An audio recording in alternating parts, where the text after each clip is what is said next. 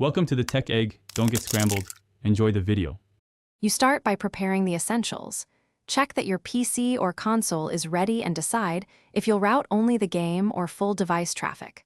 Once done, pick a gaming-friendly VPN server with low ping and UDP support because that reduces added latency and packet loss. Install the VPN app, sign in, and enable the Kill Switch plus AutoConnect. This protects your IP if the VPN drops. Make sure to test server ping inside the app before launching Call of Duty. Now you configure the connection details that matter most for Call of Duty performance.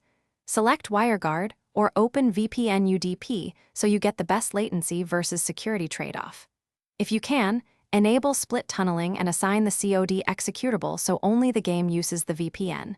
This reduces background traffic and CPU load. For consoles, set the router VPN or use a hotspot from a VPN-enabled PC.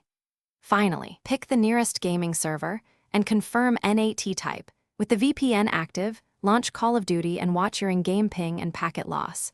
You should see a small, consistent change if configured correctly.